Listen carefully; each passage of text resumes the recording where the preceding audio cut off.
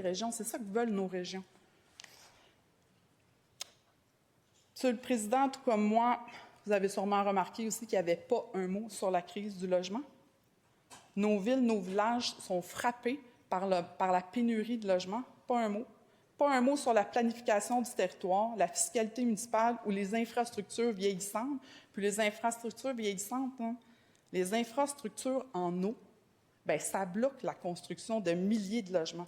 On a plusieurs municipalités au Québec qui sont prises avec des moratoires, ils ne peuvent pas construire. C'est incroyable, là. Le gouvernement doit être attentif à cette demande-là, doit écouter les municipalités. C'est comme si pour ce gouvernement, les municipalités étaient des simples exécutantes de décisions prises à Québec, alors que c'est tout le contraire. Nous, on reconnaît l'autonomie des municipalités, puis leur rapport au quotidien avec les citoyens.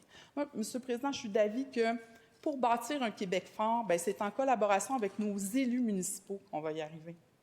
On aurait aussi pu profiter de ce discours inaugural pour parler du nouveau pacte fiscal, d'un vrai partenariat avec les villes. Au lieu de ça, silence radio. La CAQ se dit depuis longtemps être le gouvernement des régions. C'est déplorable essayer de garder son titre avec des articles comme dans le projet de loi 104, et je dois m'y référer, j'en parlerai un peu plus tard dans d'autres présentations en lien avec l'adoption du principe du projet de loi 104. Mais, Monsieur le Président, comment on peut prévoir dans un projet de loi des articles alors qu'on revoit, on revoit de la gouvernance. On revoit de la gouvernance municipale pendant la période électorale, du jamais vu au Québec, là. Revoir de la gouvernance pendant la campagne électorale, alors que les élus municipaux sont en campagne électorale. Et deuxièmement, revoir de la représentativité sur une base d'électeurs plutôt que sur une base populationnelle. Alors que les municipalités au Québec font de l'aménagement du territoire en fonction de la population, non pas en fonction du nombre d'électeurs. C'est clairement de la partisanerie ou c'est clairement... En fait, Monsieur le Président, moi, je vous dis qu'on ne peut pas tenir compte... Monsieur le leader adjoint du gouvernement. Je suis bien d'accord avec vous, mais dans ce cas-là, dans ce contexte, je vais demander à la députée de Vaudreuil de poursuivre. Il s'agit d'une critique sévère, soit, mais une critique à point, il n'y a aucune entorse au débat. Madame la députée de Vaudreuil, poursuivez. Merci, Monsieur le Président. Les municipalités de ma circonscription, tant de Vaudreuil et tant de Soulanges, font face à une explosion des coûts en logement, en transport, en aménagement du territoire. Elles demandent du soutien pour planifier la croissance démographique, pour accueillir des nouvelles familles, pour adopter le service. Et le gouvernement lui répond par des programmes de mur à mur, souvent complètement déconnectés.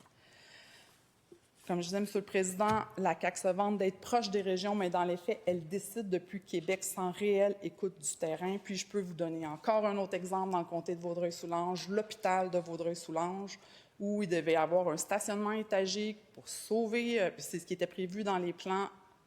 Québec a plutôt décidé d'y aller avec un stationnement en surface, 5,7 hectares en zone agricole, 5 terrains de football. Monsieur le Président, un îlot de chaleur incroyable. Quel est le respect encore? On parle d'environnement. L'environnement, c'est important. Les changements climatiques. Ici, on vient créer un îlot de chaleur. 5 terrains de football. Mais c'est parce qu'il y a des enjeux aussi autour de ça. Bien sûr, il y a les changements climatiques, mais il y a des coûts associés à tout ça par la suite. Là. Récemment, je rencontrais des représentants du Sismo. Et combien ça va coûter de déneiger 5 terrains de football? Les gens, il va falloir prévoir des navettes pour les amener à l'hôpital. Des fois, on prend des décisions, le gouvernement prend des décisions, je réitère, sur un coin de table, sans même y réfléchir. C'est désolant, puis ce qui est encore plus désolant, c'est qu'on exige, un gouvernement doit être exemplaire, d'exiger aux municipalités dans tous ses projets de faire des stationnements étagés, mais que dans le cadre de l'hôpital, pour sauver des coûts, bien ici, on permet de faire d'autres choses. Je ne comprends pas que ce qui s'applique à Minou devrait aussi s'appliquer à Pitou. Sur le plan économique, le premier ministre a joué une partie de poker avec l'argent des Québécois. Je pense que mes collègues ont fait des représentations à cet effet-là, des grands projets mal planifiés, Nordvolt, Flying Whale, des gaspillages comme ça clique, les chèques électoraux qui ont fragilisé nos finances publiques. Résultat, M. le Président, plus grand déficit de notre histoire, 14 milliards de dollars et une cote de crédit abaissée. Des décisions, M. le Président, des décisions comme les maisons des aînés à 1 million par porte. C'est super beau, les maisons des aînés à 1 million par porte. Mais chez nous, il y a un manoir Harwood qui a construit à 280 000 par porte, qui est vraiment très comparable et qui est le même résultat, là, qui héberge des aînés dans un milieu magnifique, réconfortant, qui offre les mêmes services. Je ne comprends pas ces décisions injustifiées-là. C'est pas rien, M. le Président. L'argent ne tombe pas du ciel. C'est le fruit d'une gestion ici improvisée, d'une absence de priorité claire. Nos PME se battent pour survivre, demandent d'alléger la paperasse, puis ils veulent de l'aide afin de garder les travailleurs ici. J'espère qu'on les entend. Le PLQ, on croit une économie de terrain, où on soutient les entrepreneurs, où on mise sur l'innovation et la productivité plutôt que sur les annonces à grand déploiement, à grand spectacle. Monsieur le Président, la CAQ avait promis un État plus mince, plus efficace. Résultat, 10 000 fonctionnaires de plus. Des nouvelles structures bureaucratiques inefficaces. Santé Québec, Mobilité Infra-Québec, j'en passe. Chaque problème devient un nouveau ministère. Quelle façon de faire?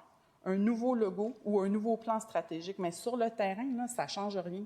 Parce qu'on continue à avoir des appels au bureau de comté, des gens qui n'ont pas de médecin de famille, des gens qui arrivent, des gens qui n'ont pas de réponse nulle part, qui appellent dans les ministères. Puis la santé est certainement une des préoccupations, une des priorités. Puis on l'a vu, là, il y a des sondages, qui sont sortis récemment. Et la santé est certainement une des priorités. C'est pas normal qu'en 2025, on ne puisse pas avoir un médecin. Ou encore pire, c'est pas normal qu'en 2025, il y ait des plages horaires.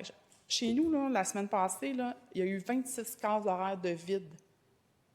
C'est des plages horaires que les citoyens auraient pu prendre pour aller voir le médecin. Mais non, il y avait des ratés dans le système avec le nouveau système téléphonique imposé par Santé Québec. Alors, aucun sens, Monsieur le Président. Au Parti libéral, on croit à une gestion rigoureuse, transparente, responsable de l'argent public, pas un gouvernement qui empile sous les structures pour masquer son inaction. Mes collègues ont parlé d'éducation, santé, logement.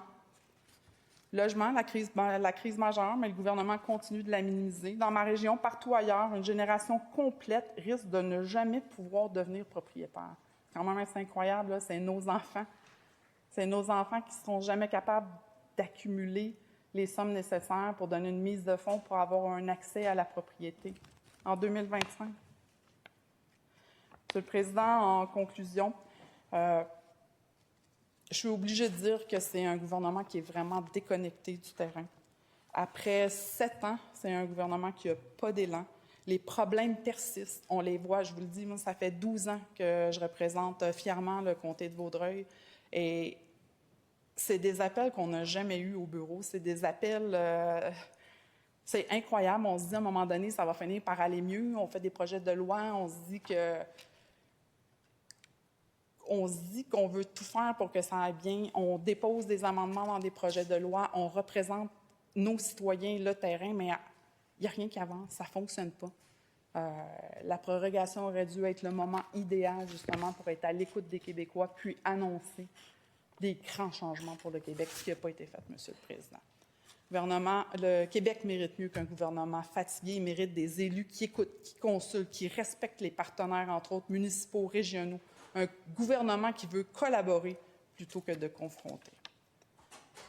Parce que, à force de promettre et de protéger notre monde, bien, on finit par oublier de l'écouter. Et selon moi, Monsieur le Président, c'est la plus grande erreur de ce gouvernement, oublier d'écouter. Merci, Monsieur le Président.